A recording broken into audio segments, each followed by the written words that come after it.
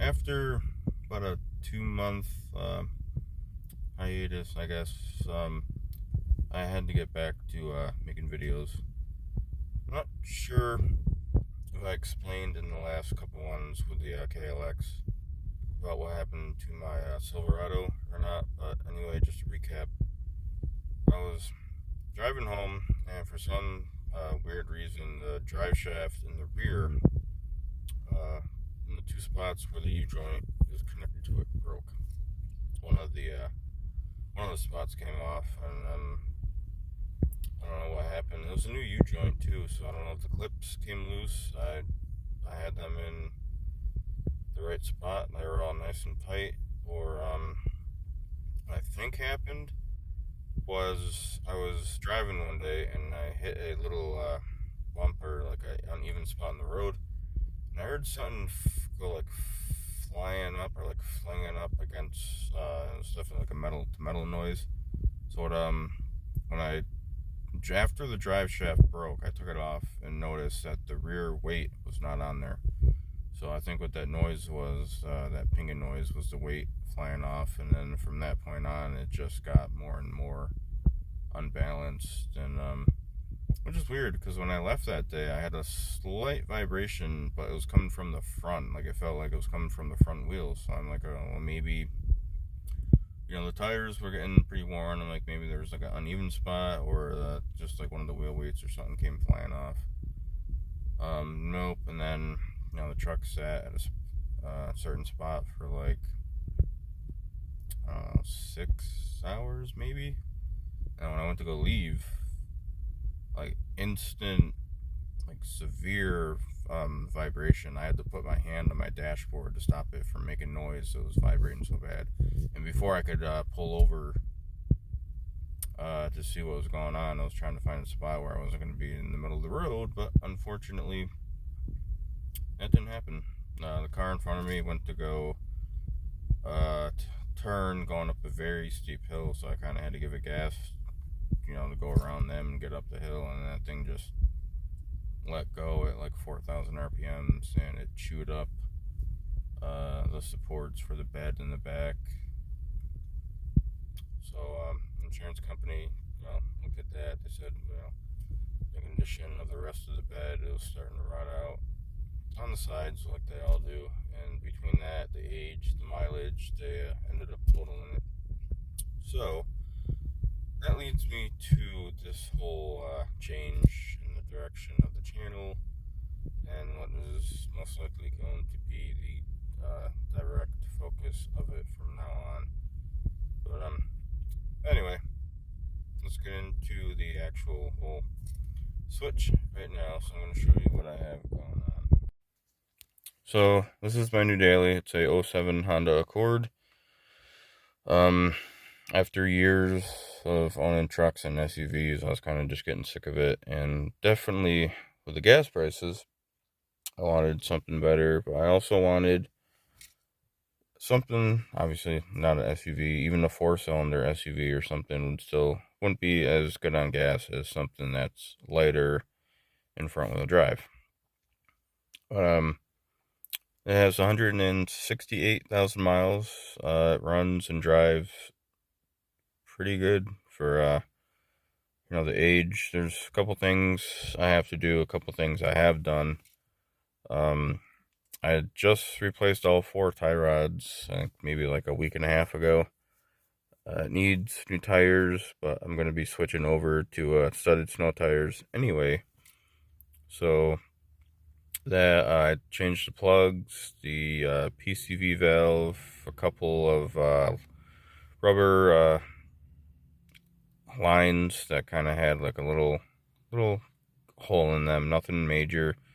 And I ended up changing that whole the intake boot there that goes over from the airbox to the throttle body. If you know anything about these cars, or any just other Hondas that have this engine in it, it is a 2.4, but those intake boots, they end up being folded a lot, really, when you go to take the top of the airbox out, and they just end up ripping.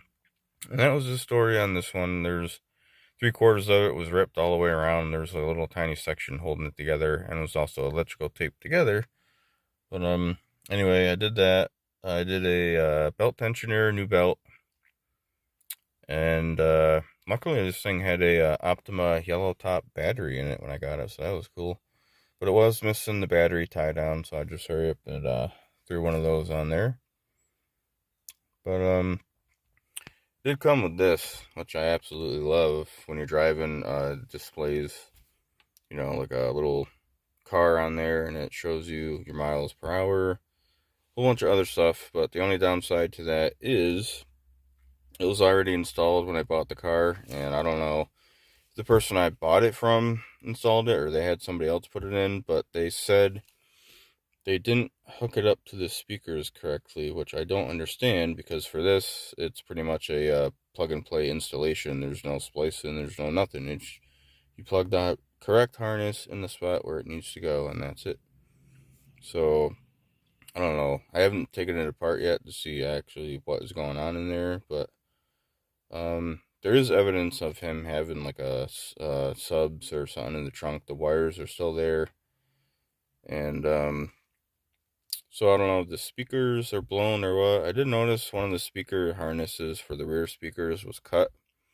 So I'm thinking maybe that speaker or album blew and that one's just putting out a weird like staticky noise that they didn't want to deal with. So they just ended up cutting the harness for it or something. But I definitely got to fix that because I need my music while driving or just in general. But I'm gonna go out. It's a little bit rainy right now, but I still should be able to show you the outside of it. So this is the outside. It's a silver color, and it has 18s from a 13 to a 2015 Accord on it, which looks a lot better than what the 16s would have came on there. But I put those lug nuts on there. The other ones, well, these are locking, but the other ones were kind of like starting to rust out. And these are kind of like the Ford ones. They swell up. So I wanted to make sure I was able to get the tires off if I ever needed to. But cool thing is it actually came with drilled and slotted rotors when I bought it. But on the front, anyway, there's a couple rust spots, like right there. Nothing major. I'm gonna hit that in the spring. I kind of wanted to get to it before it started snowing again, but just couldn't. And it did come with drilled and slotted rotors for the rear, but you must have ordered them for the hybrid model because they had bigger rotors for it. And I actually I ordered 2 calipers for the hybrid model because you can do the swap with those, a direct bolt on swap. But I received 1 caliper for the hybrid model and 1 for the EX, which this is what this car is, and so I had to just put the other one, the regular ones, back on and just get regular rotors for it. But whatever. I have a couple things planned for it. Nothing major because it is a daily. I want to kind of try to keep the reliability there.